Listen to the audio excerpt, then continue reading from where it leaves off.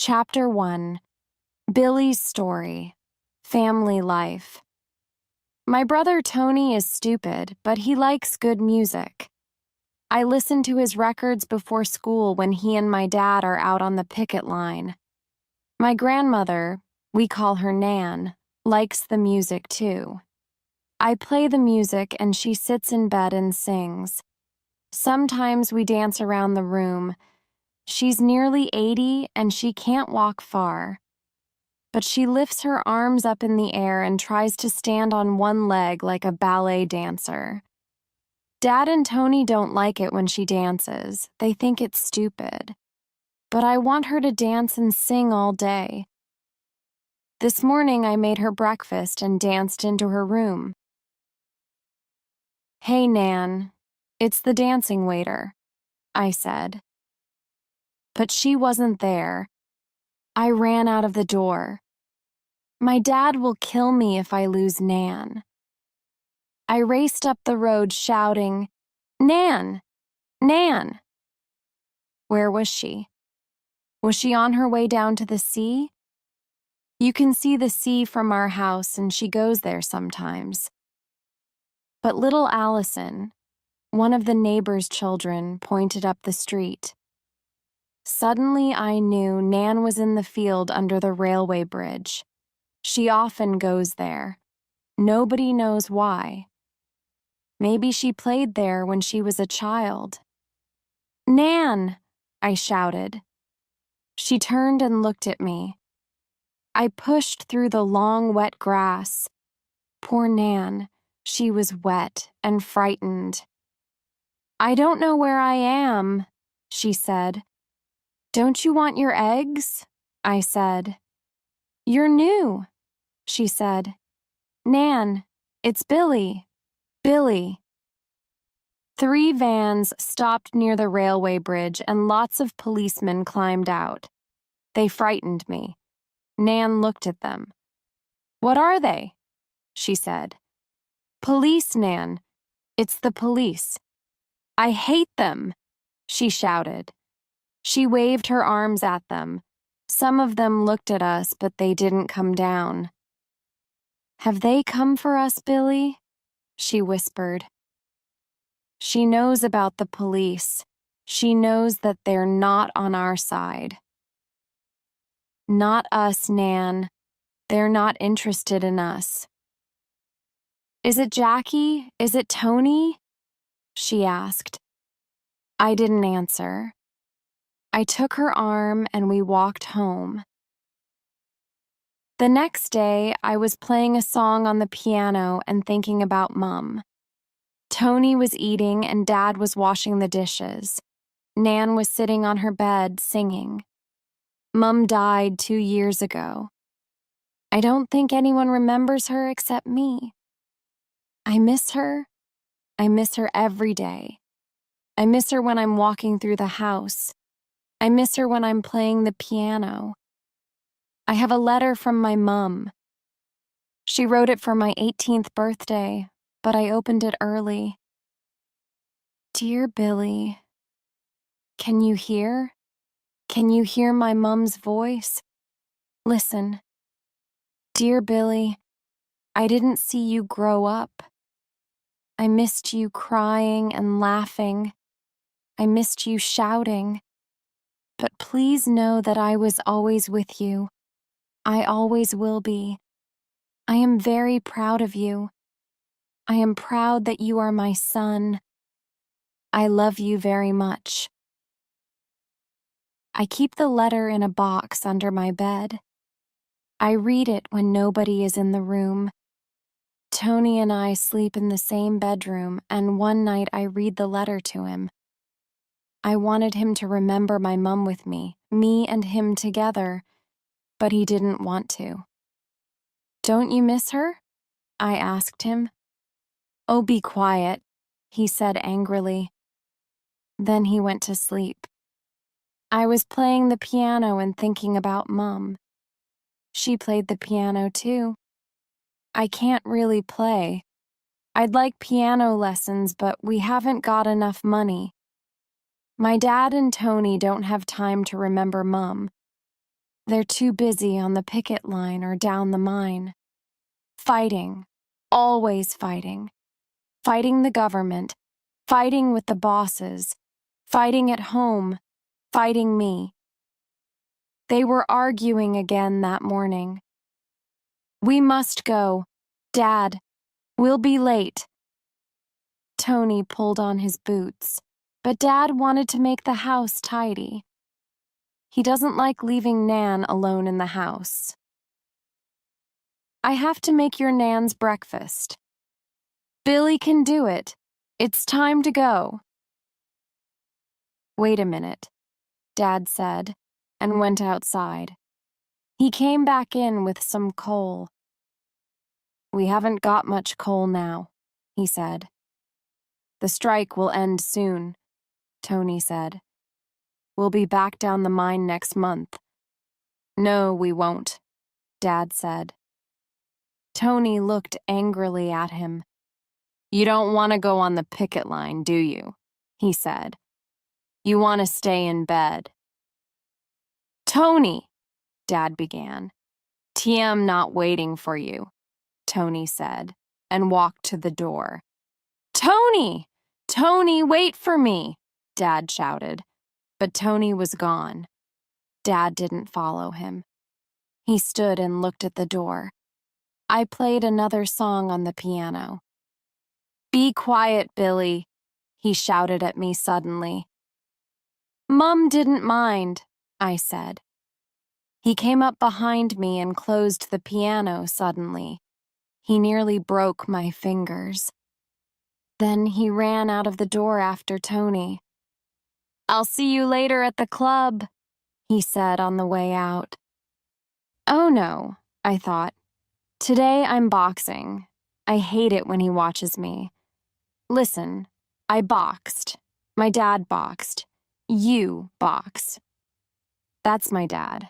I box because he and his father boxed. Every Saturday morning I put the gloves around my neck and go to the club. Then I try to break someone's head. Boxing is okay, but I have my own ideas about it and they don't like that. They think boxing is about hitting people hard. They think it's about your hands, but it's not. It's about your feet. Don't move! George, my boxing teacher, shouts. Hit him, stop moving, stop and fight. He doesn't understand. The other person gets tired if I dance round them. Then I can hit them. But George can't wait. Nobody can wait. Chapter 2. Jackie's Story. The Boxing Club. I worry about Billy. I try to be a good father, but every boy needs a mother, and Billy's not an ordinary boy. We're fighting now, for our future and for our town. It's a fight for my job and for Tony's job, but is it a fight for Billy? I know it's different. Our Billy will never go down the mine and bring Lip the coal. Everything has changed.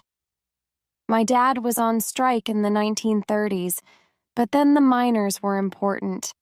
Everybody needed coal. Coal ran the factories, lit the streets and the houses, and drove ships across the water. Now people don't need coal because they've got oil and gas. And coal from Argentina is cheaper than English coal. The government doesn't like us. The head of the government, Margaret Thatcher, wants to close the country down. She's already closed half the factories. Now she's closing the mines. At first, I thought we could stop her. Now I'm not sure.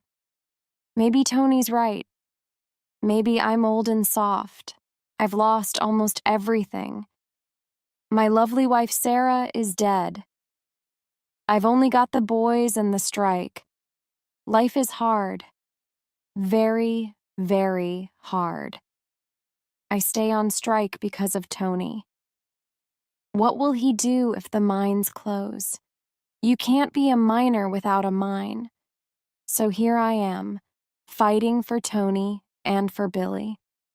I've nothing to give them. No job, no mother, no future.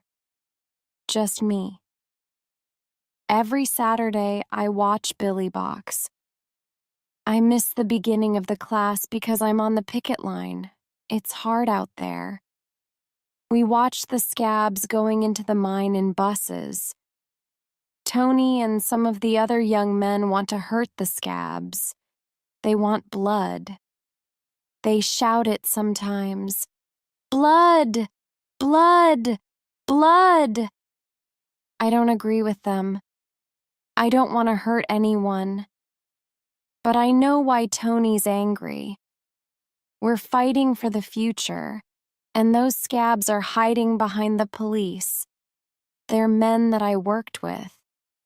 They're men that I went to school with. They're my friends.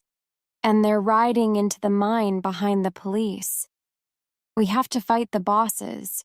We don't want to fight our friends, too. I went to the club on Saturday to watch my boy at his boxing class. I boxed when I was a boy. My dad boxed and Tony boxed, too. Now Billy has boxing lessons. I tell him, "You must fight, boy. If you can't fight, people will hurt you." There was a ballet class in the hall.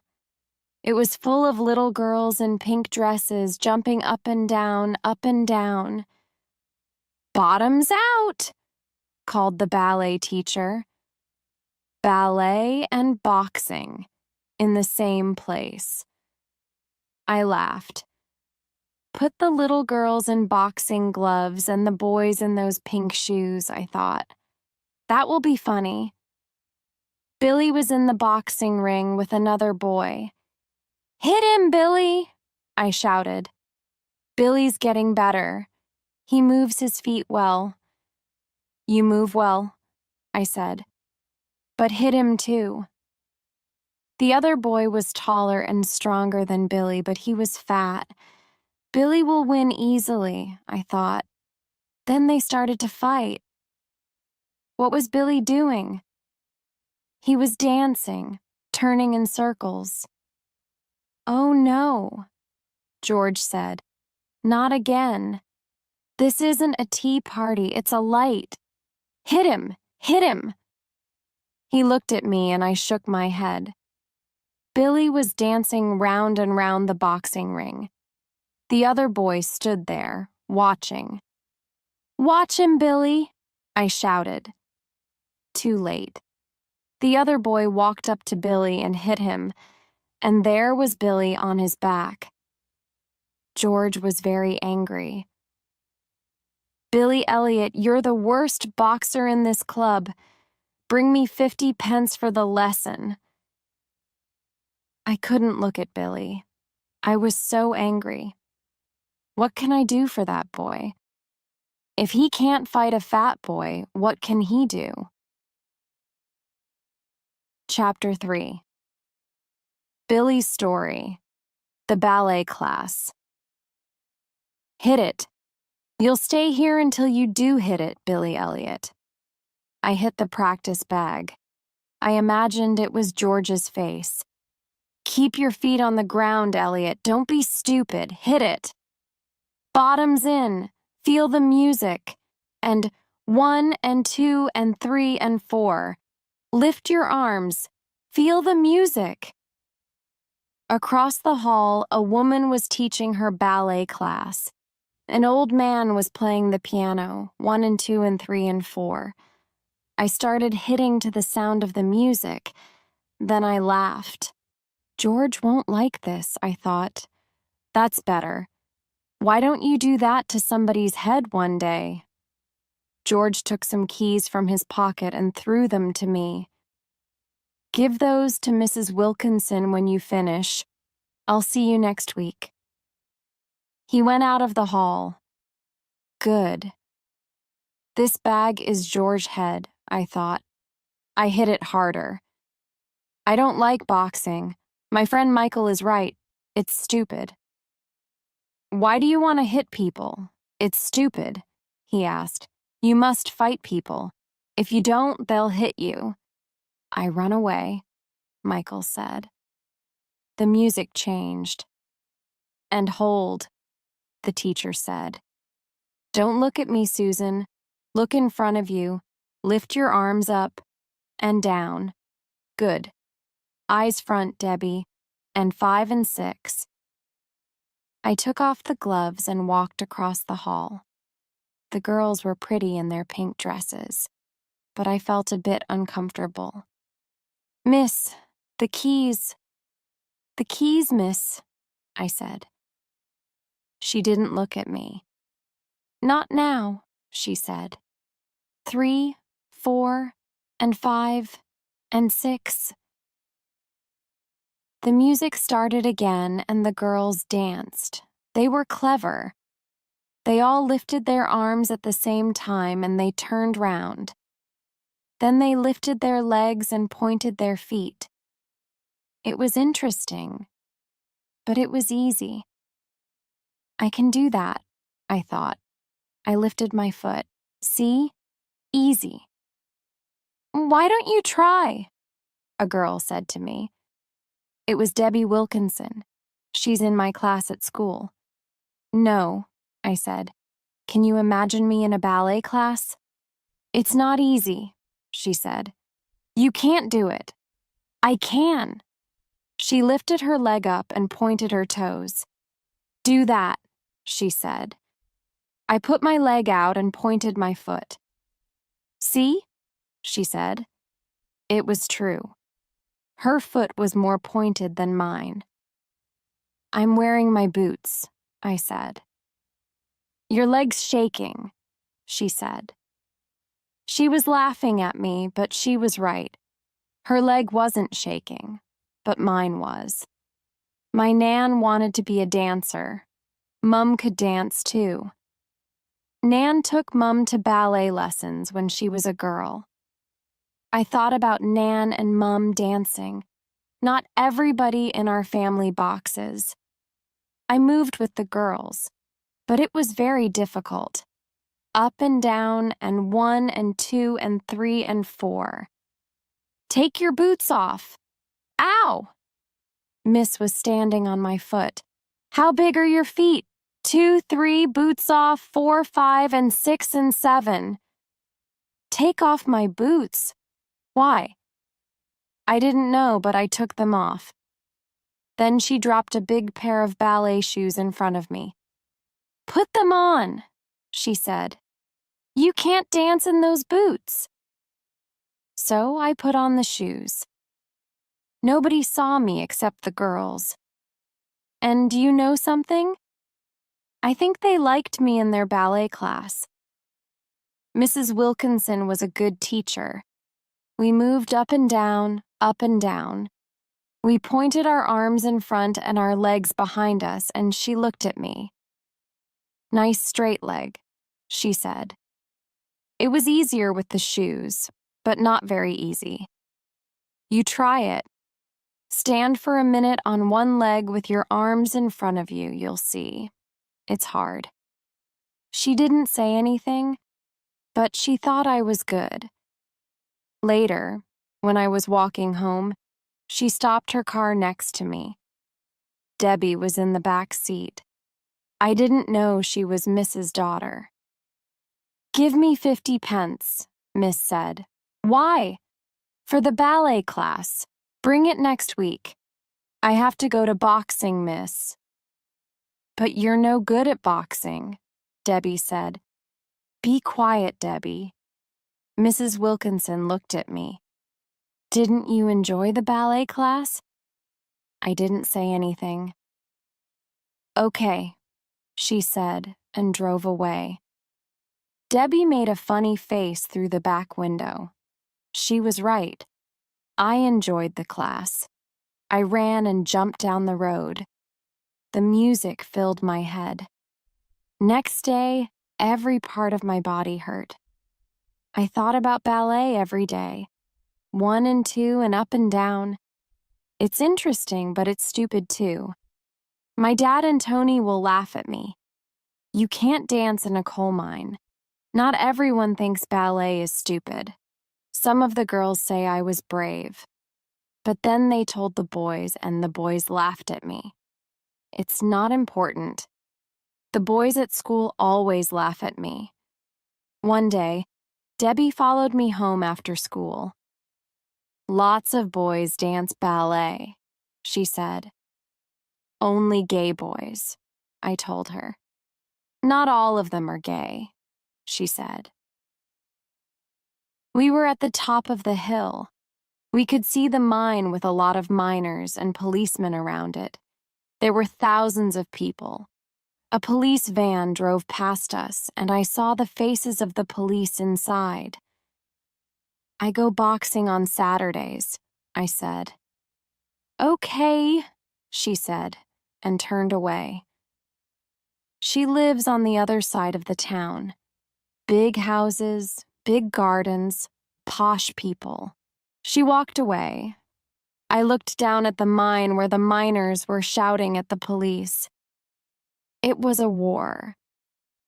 Earlier today, I told Michael about the ballet and showed him some of the moves. All the boys were running across the school field during the sports lesson. Michael and I hate running, so we went down to the railway line. We hide there sometimes. We sat and talked for 10 minutes, then I showed him some ballet moves. Put your leg out, I said. Arm out. 1, 2. He looked at me and smiled. Eyes to the front, I told him. I showed Hint all the moves. Do you know something? I'm much better than him. You've had lessons? He said. 1 lesson, I told him. Will you go to the class again? No.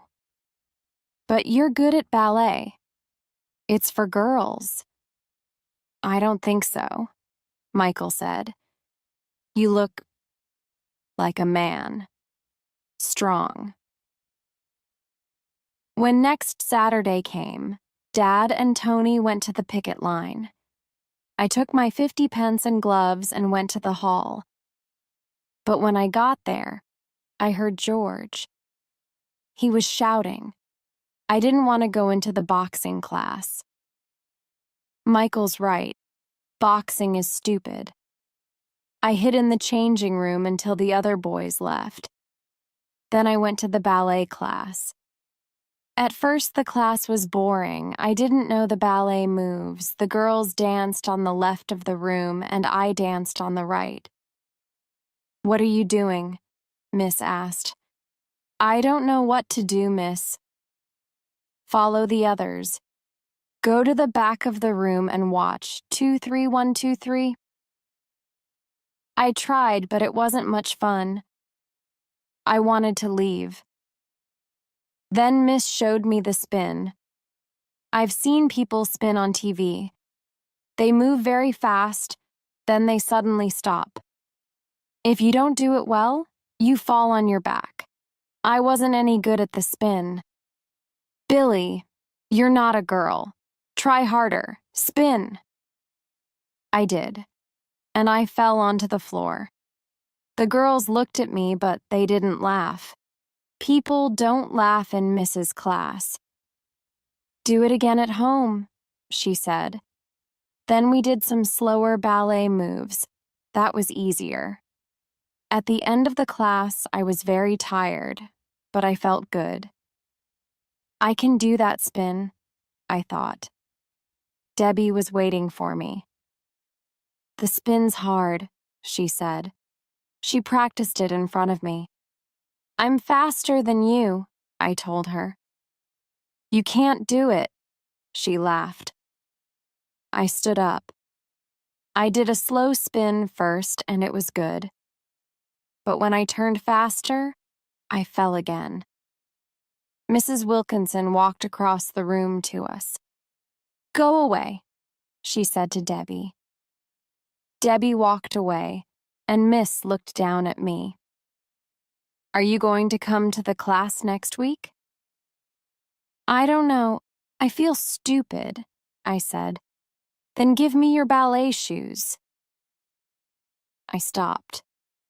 I didn't like ballet much. But that spin, I wanted to do it. No, it's okay. I said. Good, she said. She walked away. She didn't say goodbye. I danced through the streets to my home. Ballet was different and exciting. Then suddenly, I was in the kitchen with the ballet shoes in my hand and the boxing gloves around my neck. What am I doing? I thought. Dad will kill me if he sees these shoes. Nan was waiting for me. Oh, ballet shoes, she said. I was a dancer. Don't tell anybody, Nan, I said. Then I ran upstairs and hid the shoes. Chapter 4. Jackie's Story, The Miners' Strike. Something strange is happening. Billy is my son and I love him. But he's different from other boys and he does strange things. When he was 10, he sat in a box all day. Then it was football. He wasn't very good at the game, but he practiced all the time. Now he's spinning round in circles, in the kitchen, in the hall, in his bedroom. He holds out his arms and he spins and he falls on the floor. Then he starts again. What are you doing? Tony asked him. I'm practicing a spin. It's a boxing move, he said. I've never seen that boxing move before. Stop it, I shouted at him, but he didn't. Every day he stood with his arms out and tried again. Then one day I came home from the shop and he was outside the house. He was looking at the wall, arms out. Then he spun round 2 or 3 times. He went really fast. Yes, yes, yes, I did it. I did it. He was very excited and I smiled. You did it, I said. He jumped. Dad, you frightened me. I didn't see you. Have you tried this move at the boxing club? No, not yet. I want to get it right every time. Did George teach you this spin, Billy? What does he think about it? George? No, he doesn't say anything. You'll surprise him next Saturday. Billy didn't say anything, but he looked at the ground. A few days later, he started to jump. High, big, long jumps with his hands over his head. What's he doing? Does he think he's a ballet dancer? Is that another boxing move? I asked. Yes. I don't understand. Is George teaching him these strange moves? When the fat boy knocked Billy down, I stopped going to the club. I have too many problems. I haven't got time to watch Billy at the boxing club. It's the 4th month of the strike and I haven't got any money. The strike won't end soon. And one day the mine will close down. Tony is angry. I understand why he's angry. But he's crazy too, and he's looking for a fight. I'm afraid that he's going to do something stupid. We were in the supermarket yesterday and we saw Gary Stewart. He had a bag full of food. Look at him, Tony said. Tony and Gary went to school together. They were friends before the strike. Be careful, I whispered. One day Tony will hit somebody and the police will throw him in prison. Are you okay, Scab? Called Tony. We knew Gary was a scab. Strikers can't buy big bags of food. Have you got enough food? What are you doing? We can't win this strike if our people cross the picket line. We won't win the strike, my friend, Gary said. I'm not your friend. Not now. You and the other scabs. You'll make us lose, Tony shouted. He was getting more and more angry. Gary threw down his bag and walked away. Is Tony going to follow him? I thought. Will he hit him? But Tony didn't move. He'll hit somebody soon. I hope it's not a policeman. On Friday morning, the picket line was bigger. There are a lot of new pickets. Students, teachers on holiday, people from across the world, and half the policemen in Great Britain are standing between the pickets and the scabs. On Friday, the pickets were throwing eggs and stones. I was standing next to George, holding his arm. The crowd pushed forward and the police pushed us back. "Listen, Jackie," George said. "Don't worry about the 50 pence. I don't need it. The money isn't important." "What are you talking about?" I asked. "The boxing. I haven't seen Billy for months." "What?" "But he's always practicing." I didn't tell him about the spins and the jumps. "Send him to my house and I'll talk to him," George said. Then the police pushed forward again. Someone threw a rock into the side of a bus full of scabs. "Scab! Scab! Scab!" We pushed forward hard, and I was lifted almost off my feet. You didn't want to fall down in the middle of this. Was Billy keeping the 50 pences? I'm going to kill him, I thought. Next morning, Billy ran quickly downstairs. He was hiding something under his coat. "Billy! Billy!" I shouted, but he ran out of the house. What's he doing now? I thought. Chapter 5. Billy's story. Mrs. Wilkinson's plan. I jump higher than all the little girls in the class, and I feel good. Miss says I'm good. She spends half the lesson with me. "Is it our turn now?" the girls ask. "You're always with Billy." "Be quiet, Debbie, I'm busy." I love the class. I think about it all the time. I practice a lot and I'm stronger now. I can dance for hours. Michael was worried. "Your dad will find out about the ballet classes," he said. "What will you do?" But I didn't want to think about Dad. Just this week. Just one more lesson, I thought. Then Dad walked into the ballet class. I was lifting my leg. I looked up and Dad was standing in the door. I stopped. He's going to kill me, I thought. Miss was still teaching. "Up 2, 3, like a princess, Debbie. 1, 2, 3. Why aren't you dancing?" she asked me. The music stopped and she saw Dad. His face was red. "You, out! Now!" he shouted at me. I watched Miss out of the corner of my eye. She's going to fight him, I thought. I don't want to fight. "Please, Miss, don't," I whispered. Then I went out of the hall. I wanted to hide. Dad followed me out. He took my arm and pulled me home. He didn't say anything, and I was very frightened. In the kitchen, he pointed at a chair next to the table. Then he sat down opposite me. He didn't speak for a long time. "Ballet," he said finally. "What's wrong with ballet?"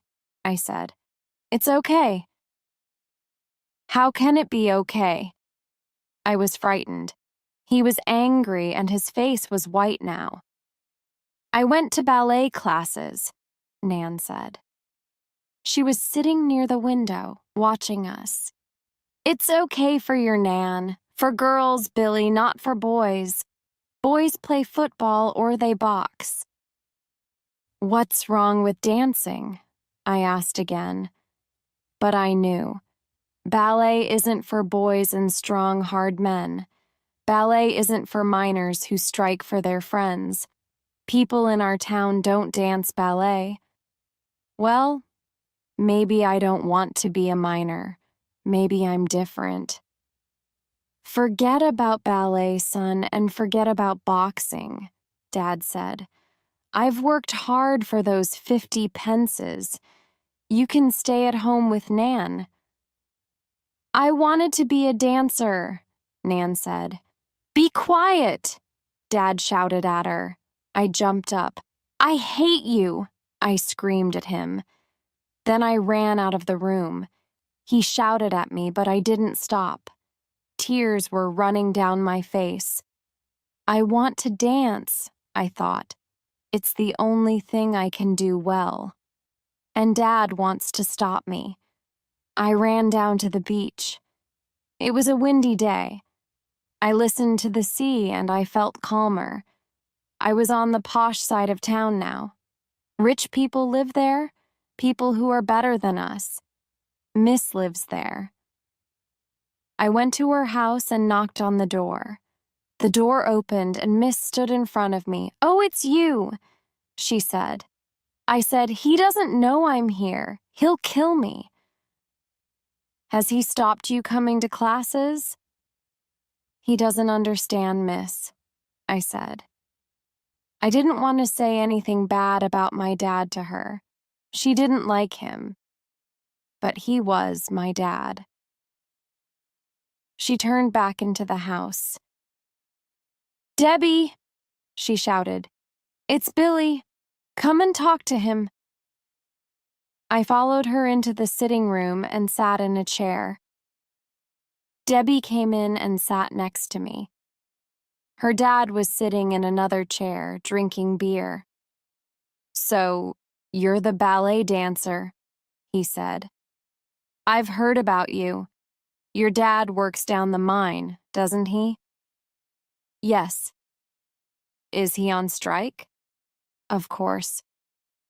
The strike will end soon. The miners can't win. The mines don't make any money, so they'll close. He looked at me angrily. Tom, be quiet, said Mrs. Wilkinson. Why is he so angry?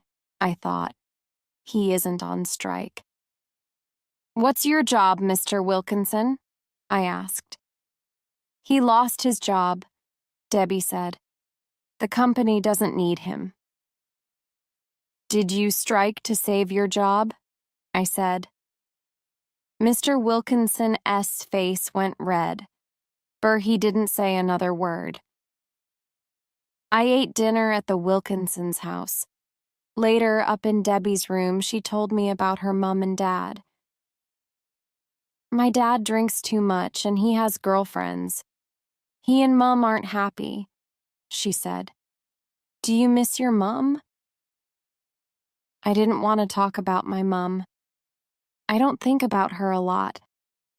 Sometimes I forget she's dead. I think she's at the shops or in the other room with Nan. But she never conies back. Debbie moved closer to me on the bed, and I hit her. I didn't hit her hard. She's only a girl. We were fighting and playing. Suddenly, I touched her on her chest and I felt strange. She touched my face. It was nice, but... I stood up. I heard Mrs. voice. Debbie, Billy has to go home. I'll take him in the car. She called up the stairs. I'll see you later, I said to Debbie. Bye, Billy. She sat on the bed and didn't look at me. Miss took me to the street next to my home, and we sat in the car. I was thinking about the auditions for the Royal Ballet School, she said. You're a bit old for the auditions, miss, I said. She laughed. Not me, Billy. You. There are auditions in Newcastle. Ballet school? Me? Ballet is only a game, isn't it? Can I do ballet as a job, miss? Of course you can. Dad won't let me, I told her. I'll talk to him. No! I almost jumped out of the seat. Miss, don't! She was quiet for a minute, then she spoke again. I'll teach you. I haven't got any money, and Dad wants me to box. I'm not doing it for the money. This is important, Billy. She spoke angrily. All right, keep your hair on, I said. She looked at me and we both laughed. Can I do this? I thought. Dance in secret? Be a ballet dancer? I'm a boy. I can do this, I thought. I can dance. I smiled at her and she smiled back at me. I'll see you on Monday, she said. 6 o'clock at the hall. I didn't say yes or no. I just opened the car door and got out. And bring something with you, she continued. Something that's important to you. It will give us ideas for the dance. What dance? Your audition dance. Stupid. I shut the car door and she drove away. What am I doing? I asked myself. Chapter 6, Michael's Story. My best friend Billy. Somebody knocked at the door and I looked out of the bedroom window. I was wearing a purple dress, my mum's red shoes, and my sister's jacket. I won't go to the door, I thought. Then I saw Billy standing outside. He can't say anything. He's a ballet dancer. I ran downstairs and opened the door. Billy pushed me inside. Somebody will see you, he said. What are you doing? Nothing, I said. Whose dress is that? My sister's. Are you coming upstairs? He followed me up to my mum's bedroom. Did your sister give that dress to you? Billy asked. She doesn't know. It's okay. It's only a bit of fun. You dance around in a ballet dress and I wear my sister's clothes. I don't wear a ballet dress, I wear my sports clothes. I dance, but I'm not gay. I wear my sister's clothes, but I'm not gay, I said. I don't think I'm gay. I like wearing my sister's clothes. It's fun, nothing more. But I like Billy. I like to watch him dance. Am I gay? I started to put on my mum's lipstick. What are you doing now? Billy asked. Playing. I smiled at him in the mirror, and he smiled back at me. Come here, you. I jumped up and pushed him onto the bed. I put some lipstick on him. He looked good. He has nice lips. Billy stood up, looked in the mirror, and kissed it. There was the shape of his lips on the glass. Girls' and boys' lips are the same shape, I told him. I looked at the kiss. I wanted to kiss it. Will we get into trouble? Billy asked. No. My dad wears women's clothes all the time. Well, not all the time. But he wears my mum's clothes when the house is empty. Billy looked at himself in the mirror. Michael, he said, in 2 weeks I'm going to an audition for ballet school in Newcastle. Ballet school in Newcastle? The school's in London, Billy said. Can't you be a ballet dancer here? Don't be stupid. When he started the ballet class, Billy asked me, why don't you dance too? No, I said. The other boys at school will laugh at us. Billy wasn't frightened of a fight, but I am. I want to be the same as the other boys, but I'm not. My dad says, be proud that you're different. But up here in Everington, it's hard to be different. The other boys and girls hate you. But Billy's a good friend, and he's different too. And now he wants to be a ballet dancer in London. What does your dad say? I asked. He doesn't know. Are you going to tell him? No, he'll be angry. I went to the cupboard and looked at the dresses. I didn't look at Billy. I was unhappy. I didn't want him to leave me. Who will I talk to when Billy goes away? I think Billy understood. I'll show you, he said. He pushed back a chair and started to dance. You do it too. Lift your legs. He showed me the ballet moves and I copied him. He closed his eyes and he forgot about me and my dress.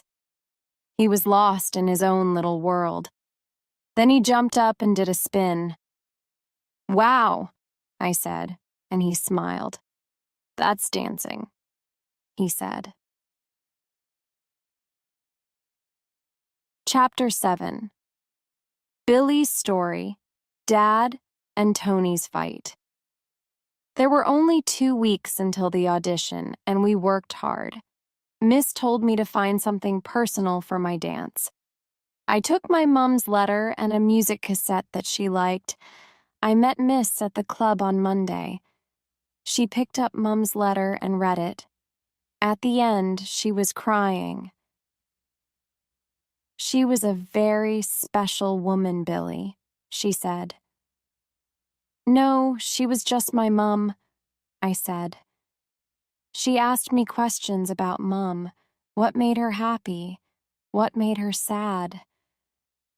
Mom liked music, I said.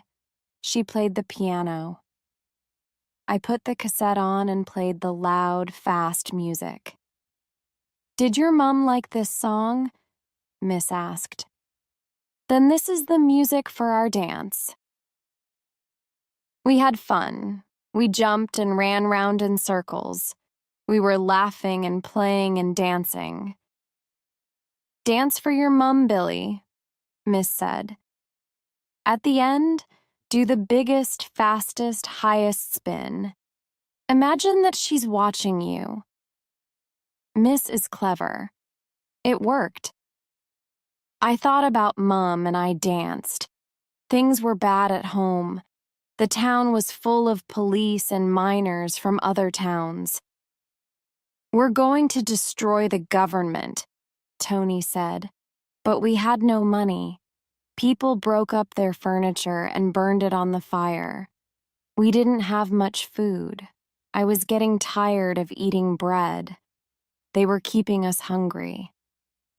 The government used the police to frighten us. The police on horseback were the worst. The horses were so big, and the policemen carried long sticks. They rode up behind the pickets and hit them on their backs and heads. There was blood then. I saw it with my own eyes. Tony and I were both arguing with Dad. I was angry because I couldn't dance. Tony was angry because Dad was weak. He was always shouting at him. I felt sorry for Dad. But Tony was right. Dad was a silly old man, and he couldn't move out of the past. A week before the audition, I woke up in the middle of the night. Tony was getting out of bed. What are you doing? What time is it? I asked.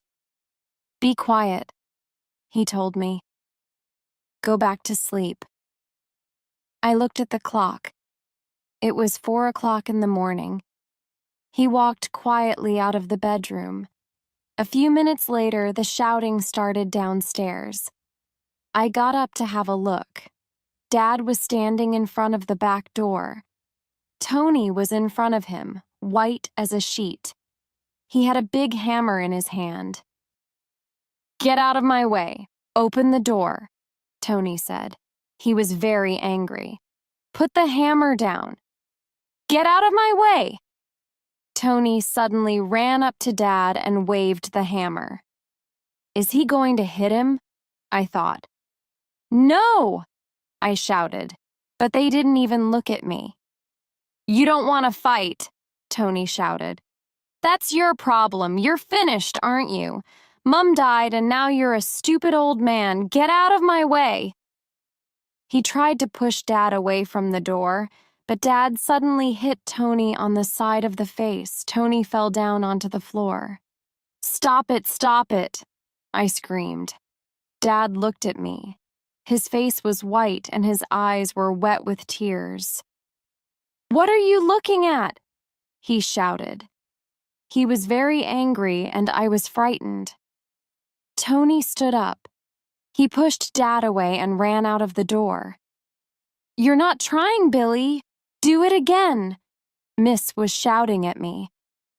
I was dancing but thinking about Dad and Tony. "I can't." "Do it again. Do it again now." Her face was close to mine. "No." "What?" She stepped back. "What did you say?" "No," I said again. I hated her because she was shouting at me. I ran into the changing room. She thought ballet was so important, but it wasn't. I thought about the fight again. That hammer. Tony almost hit my dad with a hammer. And Dad hitting Tony in the face. I wanted my mum. She could stop Dad and Tony fighting, I thought.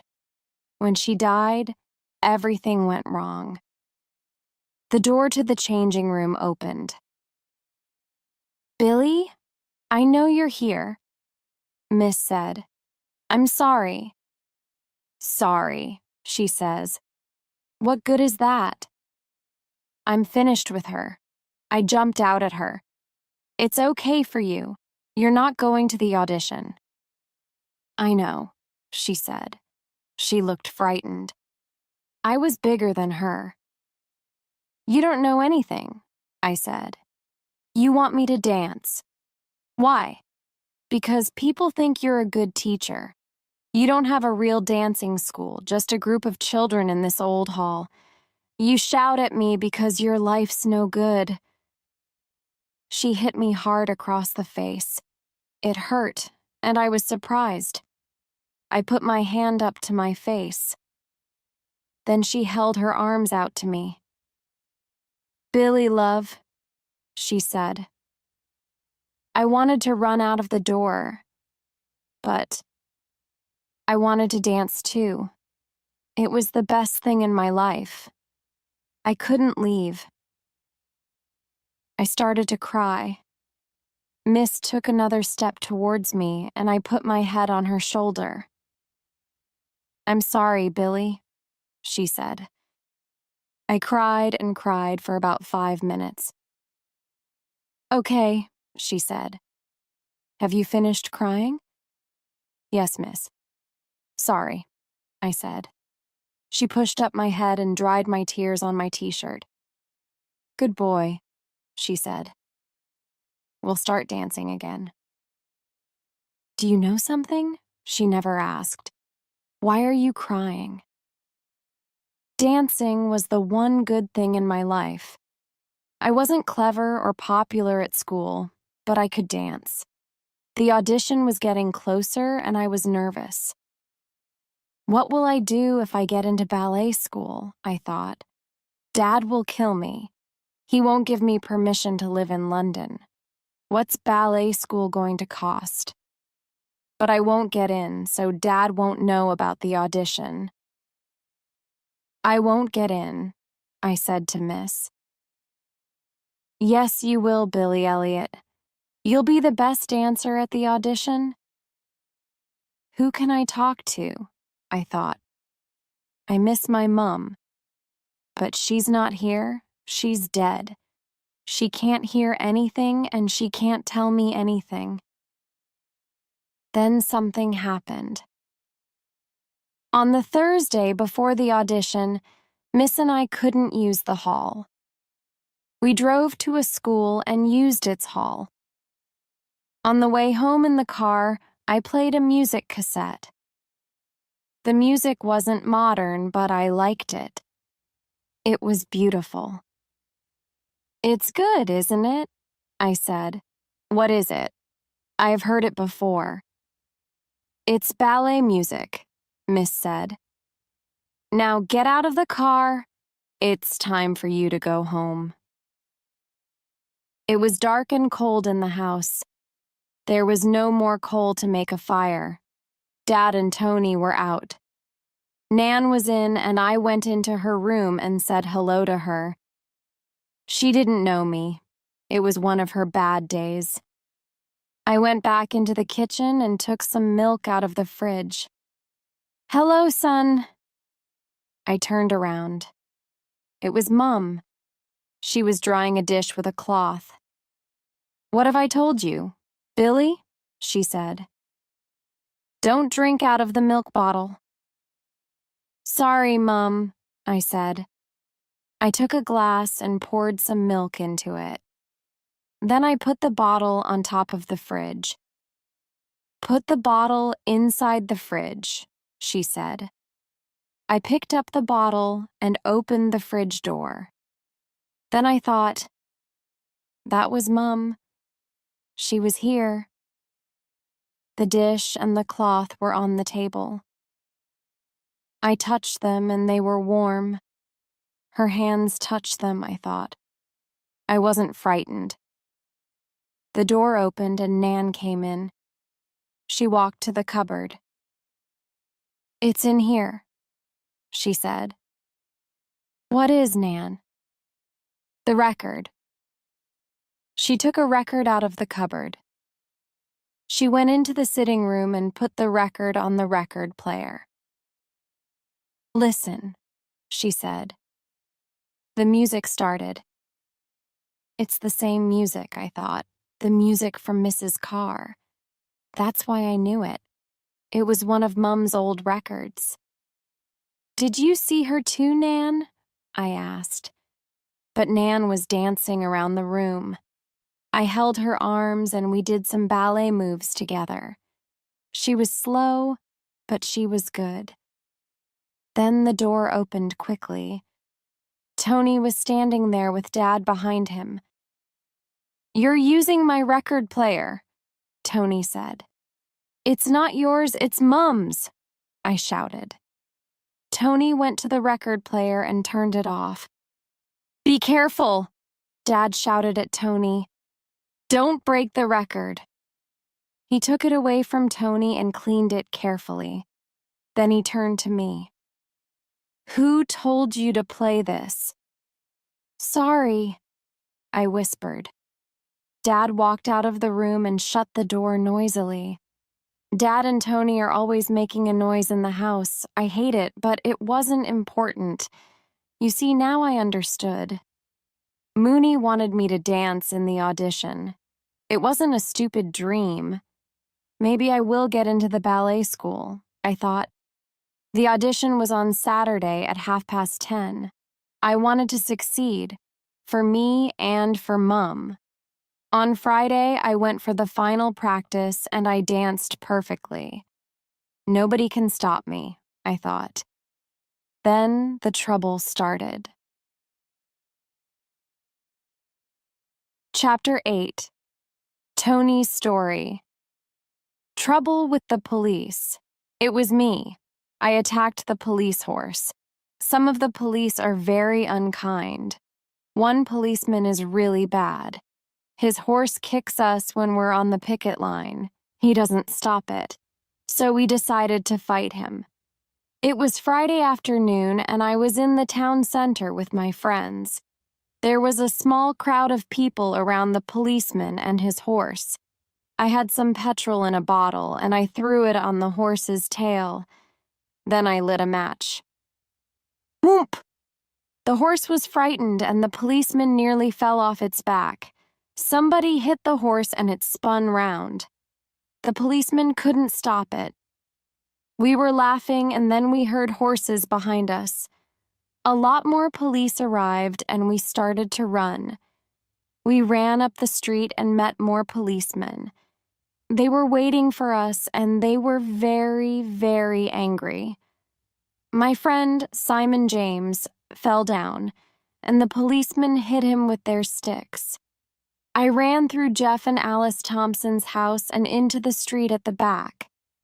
It was washing day, and the street was full of washing lines. There were wet clothes and sheets hanging from them. I was near my house, but the police were everywhere. I saw Billy standing on a wall. He was shouting something. Then hundreds of police and horses came towards me. "Tony, Tony, not that way!" Billy shouted. I tried to run, but there was a wet sheet in front of me. I stopped for a second and then I fell. I heard the police coming. They hit me. 1, 2, 3, 4. Then I didn't feel anything more. When I woke up, I was in the police station. They kept me there overnight and I went to court at 10 o'clock on Saturday morning. In the night, the police hit me again and I couldn't walk. The police horse kicked him, a policeman told the judge. The judge believed him. He told me to pay 100 pounds to the court. Where will I find 100 pounds? Dad and Billy came to court. Dad was angry but didn't say anything. I wanted to go to bed and cry. When we got home, a woman was waiting for us. I didn't know her, but she knew Billy. "Where were you, Billy?" she asked. "Please, miss, don't," he whispered. "My brother Tony was in court.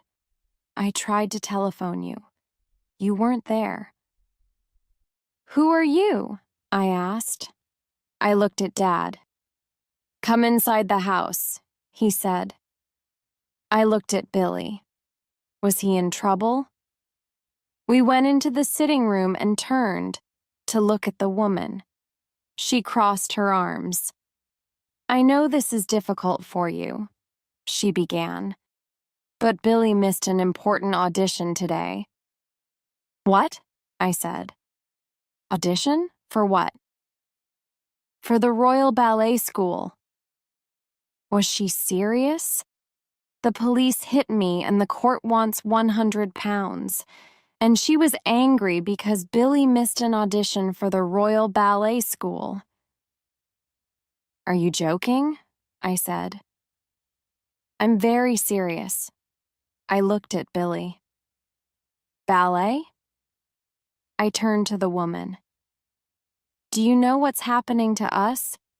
And you're talking about ballet?" "You stupid woman. My brother isn't going to be a ballet dancer." I wanted to hit her. "I want to be a ballet dancer," Billy said. He was crying. I took hold of his arm. The woman tried to stop me.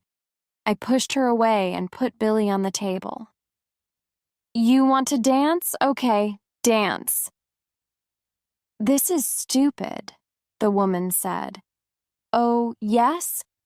I want to see you dance, Billy."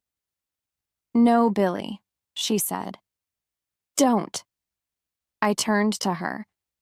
"You don't want him to dance, so go away and leave us. He's not going to dance again, and if you come near him, I'll hit you, understand?" "You stupid man," she said quietly. "You say Billy's important to you? He came to me every night for 2 weeks and you didn't notice. I'll see you soon, Billy." She walked out of the room. "I hate you," Billy shouted at me. Then he turned and ran out of the house. I wanted to follow him, but Dad stopped me. I pushed him away. "I'm going to the pub," I said. "I'll see you later." I don't understand my family. I'm fighting the police and the bosses for them. Why don't they help me? If Billy dances again, I'll hit him. And if she goes near him, I'll hit her too. Chapter 9. Billy's Story. Discoveries. "It was a bad Christmas," I said to Michael. "We didn't have any wood for the fire, so Dad broke the piano into small pieces. Tony gave me some football boots. He hasn't got any money. Maybe Lai stole them. Dad was unhappy because Mum wasn't there. He started to cry. I can't remember a worse Christmas. Run away from home, Michael said. Join a dance group. Don't be stupid. We didn't have anything to do. The piano was gone and the house was cold. So we went outside and built a snowman. I didn't have any gloves. My hands hurt, they're so cold. Give me your hands, Michael said. He put them under his jacket.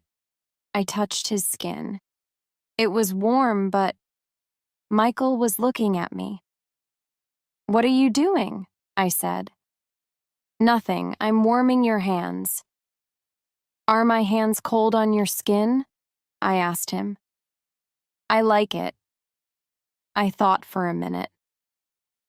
Are you gay? I asked him. Suddenly, we both laughed. Of course he's gay. It was funny. He kissed me very quickly. I like ballet, but I'm not gay, I said. You won't tell anyone, will you? No, I said. We stood there for another minute. I like Michael. He's my best friend. Suddenly, I had an idea. Come with me, I said. I took his arm and pulled him towards the hall. Inside, I found one of the ballet skirts that the girls wear. I gave it to Michael. You're the girl, I said to him. No, I'm not, he said. I'm gay, but I'm not a girl. For the dance, I said.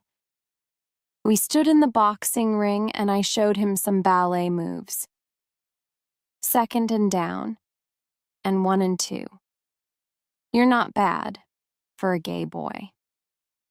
I danced away from him.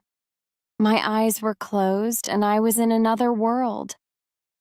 Michael couldn't follow me there. I was dancing alone and I was really happy. Then, finally, I stopped. I stood opposite Michael and held his hands. He looked into my eyes. It was part of the dance. It wasn't important. Then I heard a noise and it was my dad. Michael was frightened. He knows my dad is a hard man. And Michael was wearing a dress and I was holding his hands. I climbed out of the ring and went up to my dad. Dad? I said. He covered his face with his hands, but I stood in front of him and I danced.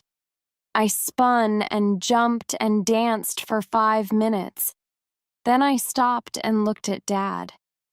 Is he going to hit me? I thought. That was wonderful, Michael said. Dad turned and walked out of the hall. I ran after him.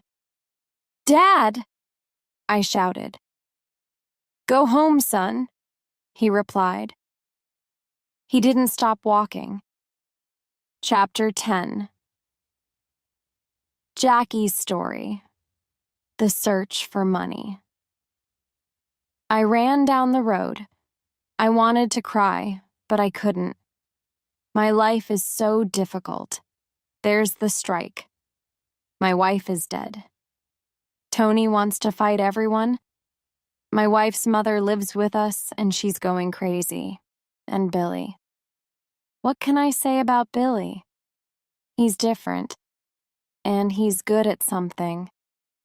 I don't know anything about ballet, but I've seen dancers on TV. And now I know Billy is a good dancer too. Maybe his teacher is right.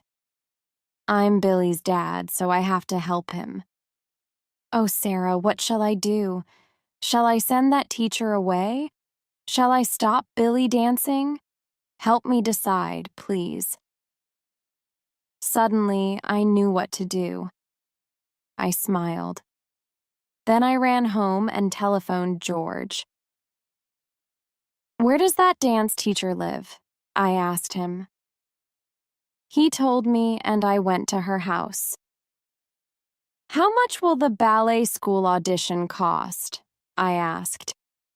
Billy missed the audition in Newcastle, and the next one is in London. You'll have to go to London and stay in a hotel. I can lend you some money. I don't want your money, I said angrily. Oh, don't be stupid. Do you want a drink? She was trying to be friendly. No, I said. Is Billy a good dancer? I can't promise anything, but I think he's a great dancer. I left her house and went home. The boys were in bed. I went into the bedroom and looked at Billy. A great dancer, I thought. Our Billy? I sat on the bed next to him and he woke up. I put my hand on his shoulder. Go to sleep, son, I told him. He's my son, I thought. He's Billy Elliot. But maybe he's really good at something. How can I help him? Where will I find the money? I can't ask the other miners. Nobody has any money for food or coal or clothes. They're hungry. I can't ask for money so Billy can dance. I went upstairs to my bedroom and found Sarah's wedding ring. I'm going to sell this, I thought.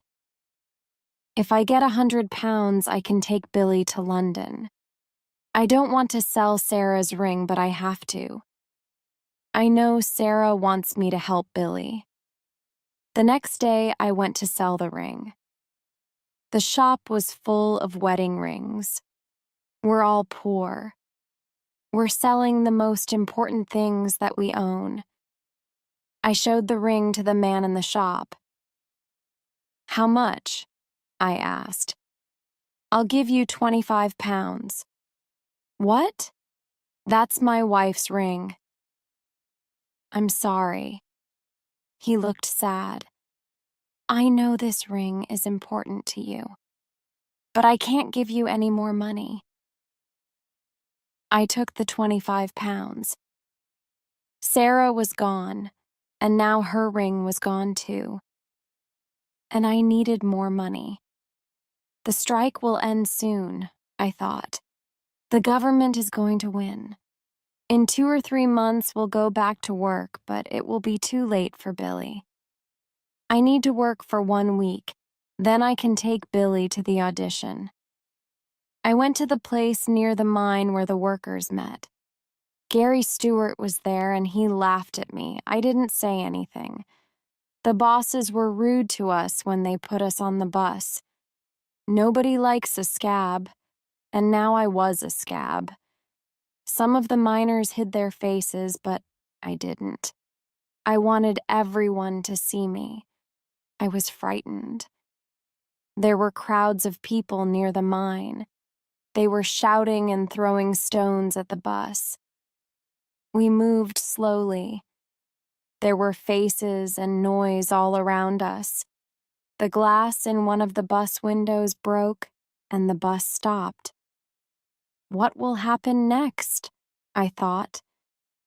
Will the pickets turn the bus over? I turned my head and looked out of the window next to me.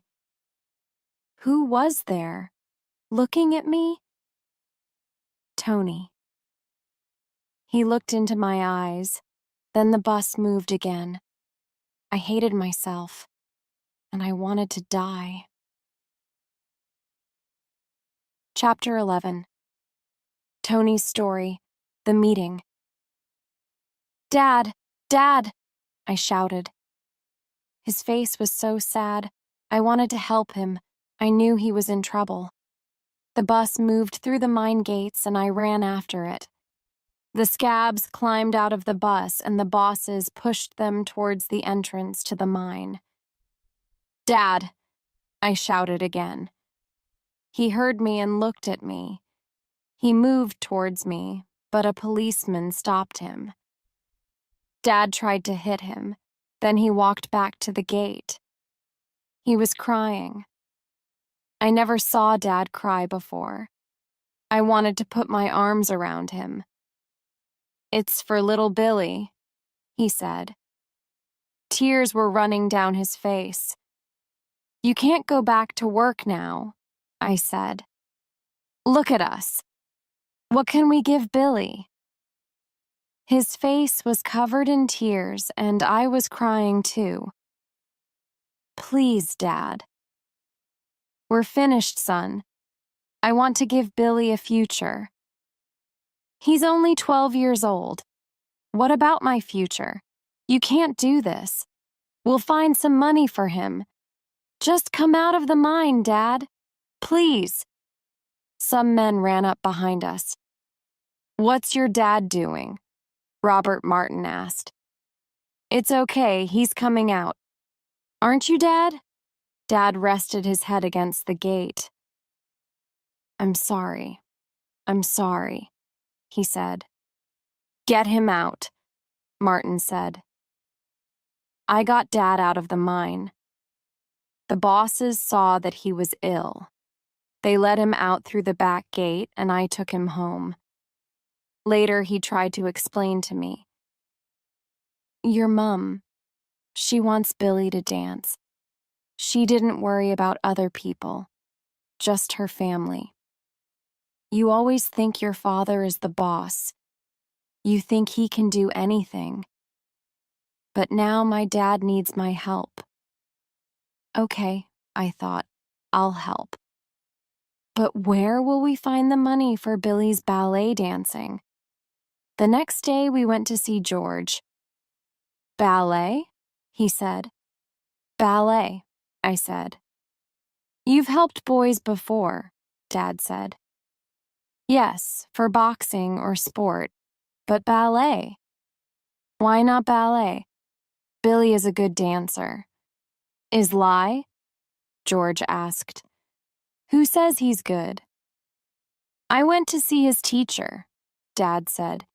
He's the best dancer she's ever seen. I believe her. George looked at me. We have to try, I said. It's important for Dad and the family. It won't be easy, George said. Nobody has any money. I know, I said.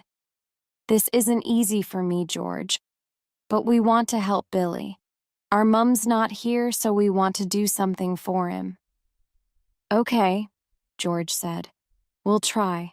We'll get some money for Billy's audition. For the next 2 days, we put notes through the neighbors' doors. We wanted them to meet us at the hall. We found money before for children who needed help. But this was different.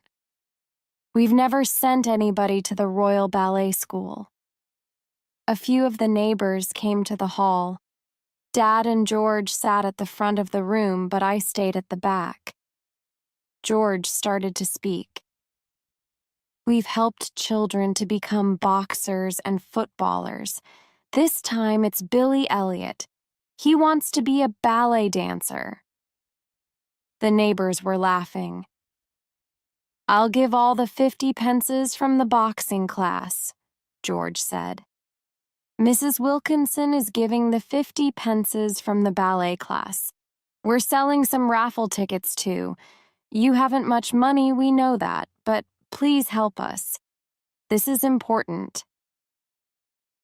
A few people stood up. They want to leave, I thought.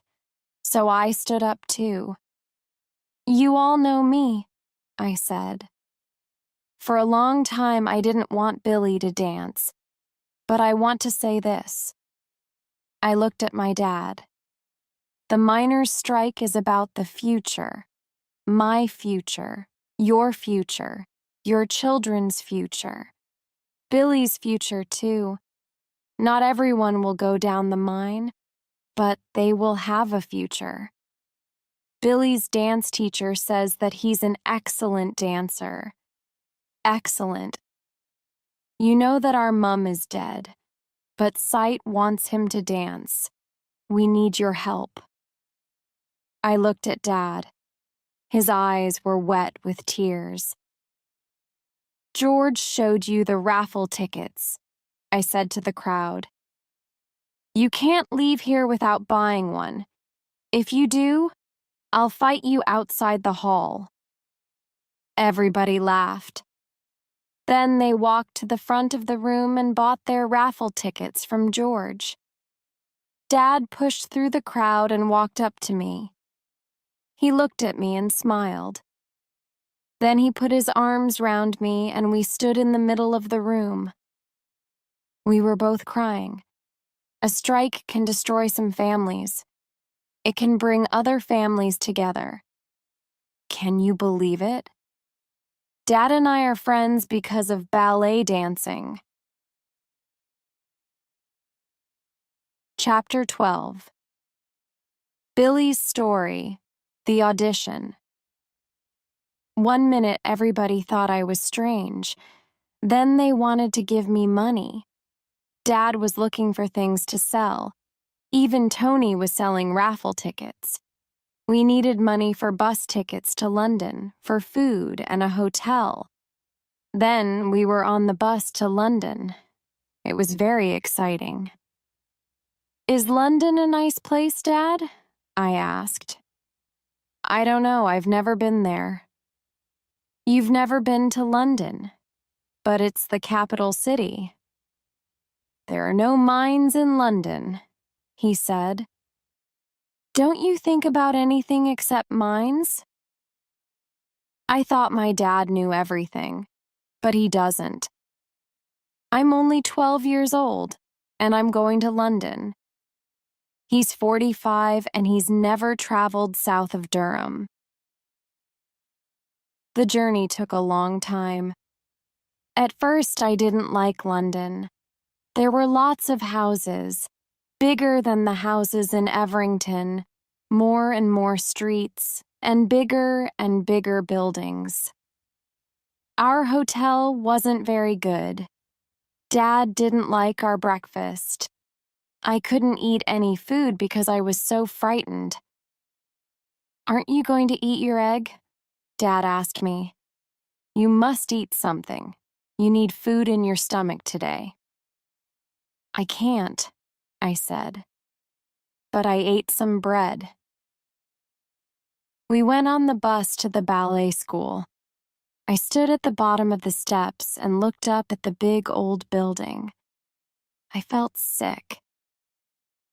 "Look at this place," Dad said. "You want to go here? How much money will it cost?" We walked up the steps into the school. Do you know something? I hated it. We've made a mistake, I thought. I want to dance. But this place is full of posh people. It's not for me. The changing rooms were full of boys and girls. Their voices were posh, and they didn't understand me. "Is this your first audition?" a boy asked me. "It's my second. I'm Simon. What's your name?" "Billy Elliot, from Everington near Durham." "Durham? Isn't there a big church in Durham?" "I don't know. I haven't visited Durham." "Sorry," he said. "I don't understand you. You talk strangely." "Oh, be quiet," I said. I hated it. I ran out of the changing room and found Dad at the top of the stairs. Dad, I don't want to do the audition, please." I didn't finish the sentence. Dad took my shoulder and spun me round. "Go back in there," he shouted. He pushed me back into the changing room and closed the door. Soon after that, the audition started. There were 5 teachers silting at the front of the room. "And you are—" "Billy Elliot, from Everington." "Ah, yes. Now, Billy, please start dancing." They watched me and talked quietly. They didn't speak to me again. I felt stupid. You can't dance when you feel stupid. At home, in front of Miss, I can dance. But not here, in this room. These people didn't want me. Then it was time for the audition dance. The music started, and I knew it was the wrong music for the ballet school. It was too modern, too fast. I stood in front of the teachers and didn't move. Then I heard Mrs. Voice in my ear. "Dance, Billy! You're in front of these people, so dance!" So I danced. There wasn't much time because the music was finishing. But I danced. Then I looked up at the teachers. "Thank you, Billy. You can go now." I ran out of the room. I was very frightened. Dad found all that money and I couldn't dance. I wanted to cry. I went into the changing room and saw that boy, Simon. "Are you okay?" He came up to me. "Don't cry, it's only an audition. You can come back next year." Then the stupid boy came and sat next to me. He put his arm round my shoulder. "Go away!" I shouted. "You'll be okay." I hit him in the mouth and he fell on the floor. George will be proud of me, I thought. The teachers ran into the changing room. Blood was coming out of Simon's nose and mouth. They won't let me into the school now, I thought. They called Dad and me into the room and talked to us. "Mr. Elliot, the students in this school do not fight," one of the teachers said. "Do you understand?" "Yes," Dad and I said at the same time. "This fight is very serious. Does anyone want to say anything?" He looked at the other teachers. "I have a few questions," one man said. "Billy, why are you interested in ballet?" "I don't know," I said. "What do you like best about ballet?" "The dancing." "He dances all the time," Dad said. "Every night after school." "Do you like ballet, Mr. Elliot?" another teacher asked. "I don't know a lot about it," Dad said. "Students at this school work very hard, both in their dancing and their schoolwork. Do you want Billy to dance?" Dad looked at me, then at the teachers. "Oh, yes," he said.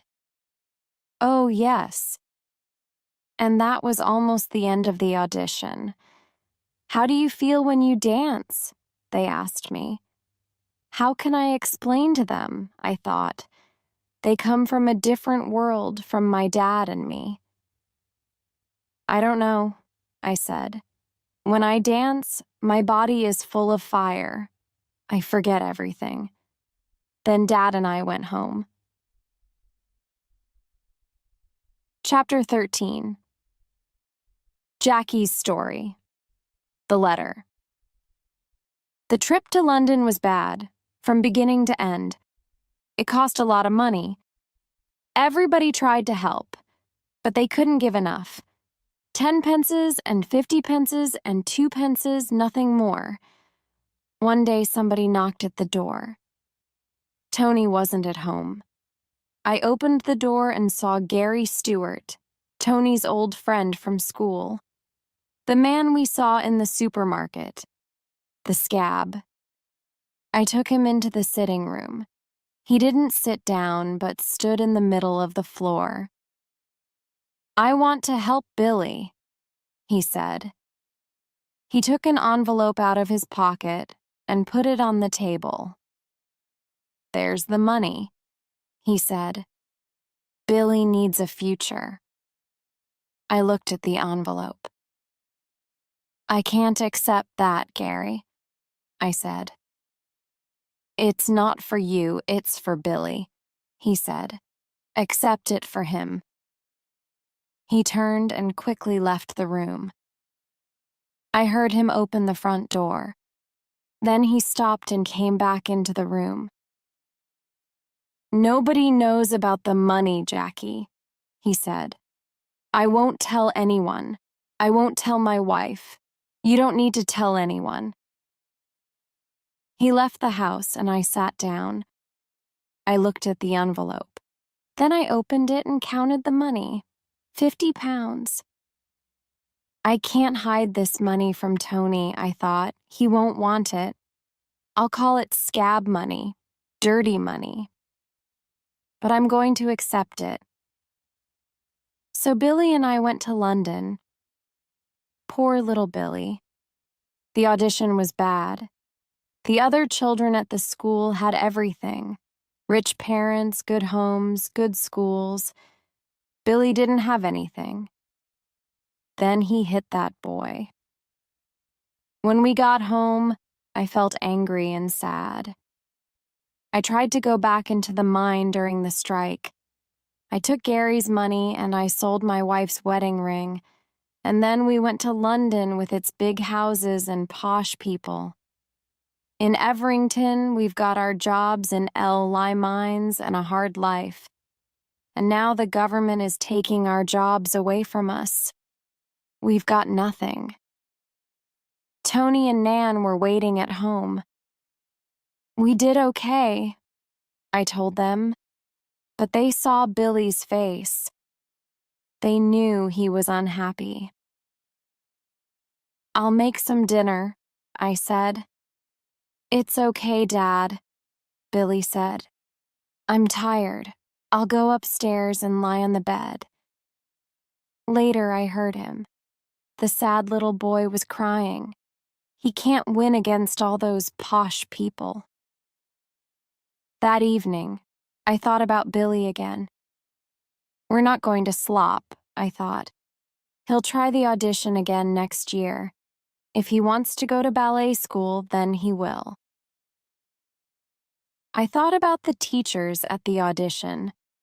When Billy talked about dancing, they listened to him. His words were important. Maybe the teachers weren't bad people. When we left, one of them spoke to me. "Good luck with the strike, Mr. Elliot," he said. "I hope you win." Even in a posh ballet school, some people want to help us. It was a long time before we heard from the ballet school. We waited 1 week, then another week, and then the letter came. Nan took it from the postman. "Post!" she shouted. She knew the letter was from the ballet school. She gave it to me. "Open it now," said Tony. "I can't," I said. "It's Billy's letter. He'll open it when he gets back from school." I put the letter on the table, and it stayed there all day. I picked it up and put it down again. Later, Nan and Tony picked it up. Then our neighbors came into the kitchen and looked at the letter. George arrived to look at the letter. It was getting dirty, so Nan put it in her pocket. Then she forgot about it. "Where's the letter?" I shouted, and we searched the kitchen. Half an hour later, Nan found it. It was very dirty because she keeps bits of bread and butter in her pocket. Billy came home from school at 4 o'clock. Tony, Nan, and I were waiting for him. This was an important day for the family. The door opened and there was Billy. I looked at him and then at the letter. He walked to the table and picked it up. Nobody spoke. We were all uncomfortable. Then Billy went into Nan's room and closed the door. We heard Billy open the letter and take it out of the envelope. And then we heard nothing. Nothing. Tony jumped up. I pushed in front of him and opened the bedroom door. Billy was sitting in the chair by Nan's bed. He looked up. He was crying. "Oh, Billy," I thought. "I got into the school," he said quietly. "Yes!" Tony and I shouted. I took the letter and read it. Yes! He got in, I shouted. The neighbors ran into the house. Nan was kissing everybody. Tony put Billy on the table. Dance, he said, and Billy danced. I gave him a big kiss and ran down the road.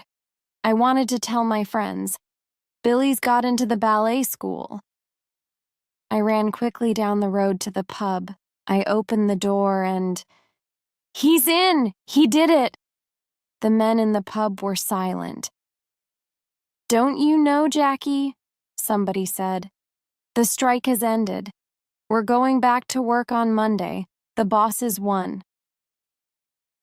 We didn't have a big party for Billy.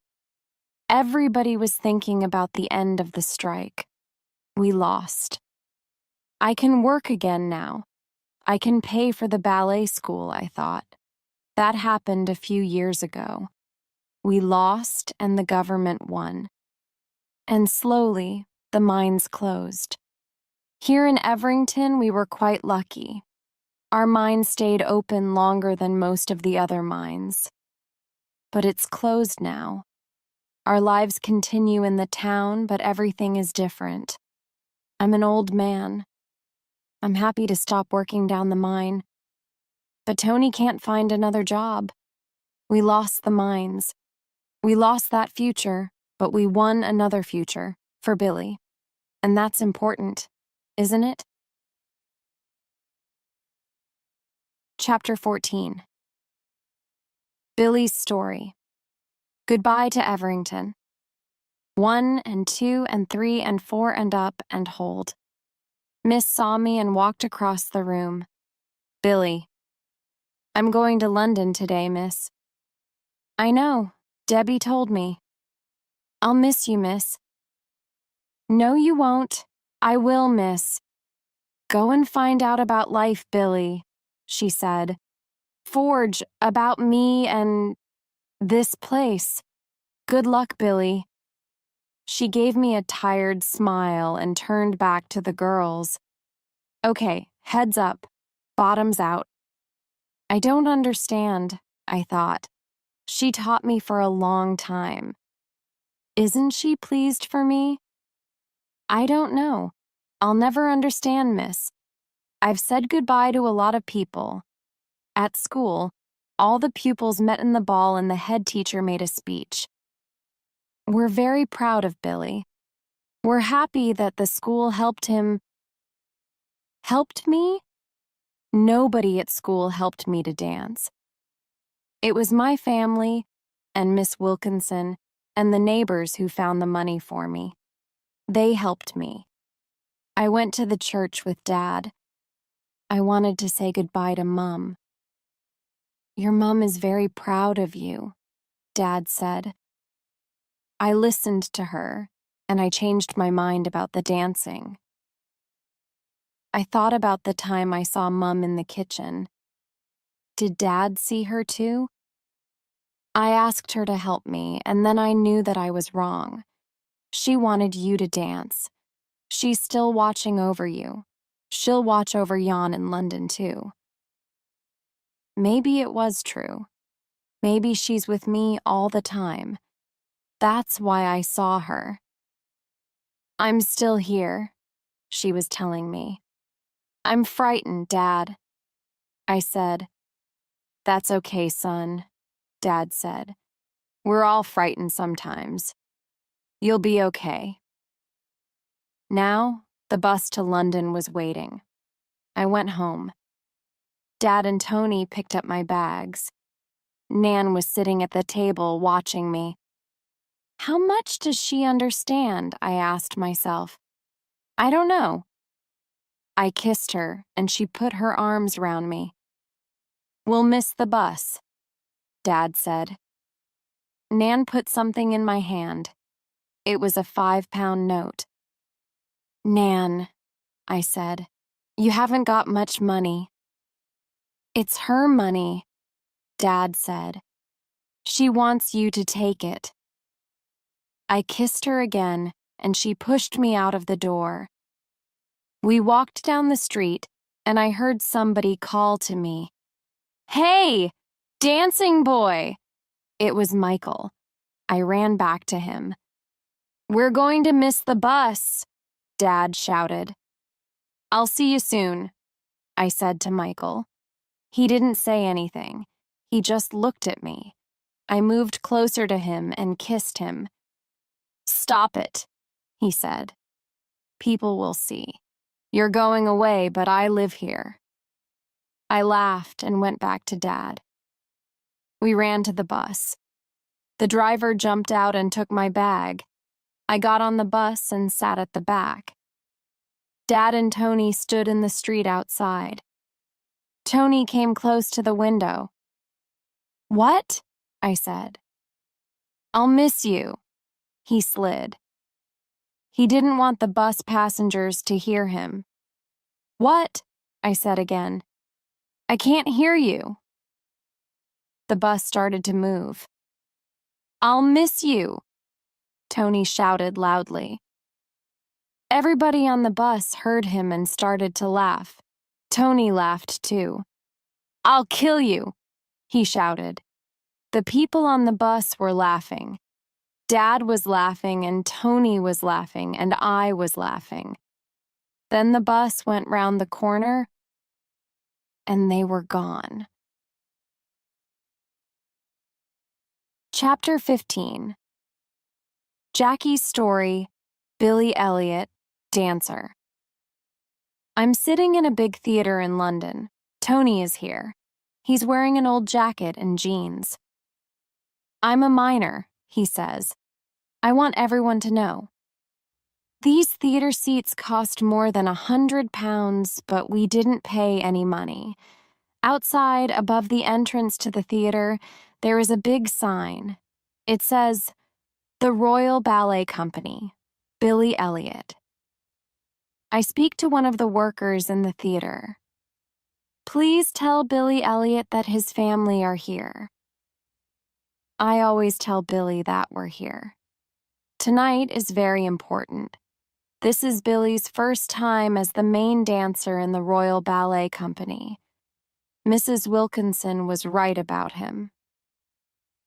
"Look," Tony whispers. He points at the man sitting next to him. The man is wearing a purple hat and lipstick. "What?" I asked. "Dad, it's Michael Caffrey, remember?" "Michael? Is that you? What are you doing here?" "I can't miss this ballet," Michael says. "He's gay," Tony whispers. I always knew he was gay.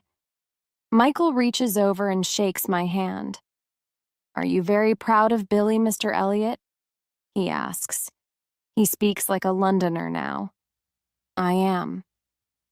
"You put Billy here in this theater," says Michael. "That's true. I took a lot of coal out of the ground so Billy can dance. My father and his father and their work in the mines built this theater. Coal helped to build everything in this country. The coal is still there in the ground. But the mines are gone. The theater lights go down and the music starts. A minute later, Billy is on the stage. He runs on, stops, and he jumps. Everybody in the theater is watching him. He jumps very high and he stays in the air. He's not going to come down, I think. Then he lands and looks into the theater. He smiles at us. "Hey, Billy Elliot." Michael shouts loudly. "You don't shout in theaters." People turn round. Some of them are angry, but others are smiling. "Good luck, our Billy," Tony shouts. He is standing up. Everyone is looking at him and smiling. I stand up too. "Billy! Billy Elliot! Our Billy!" I shout very loudly, and Billy smiles at us. Then he jumps again, just for Tony and me.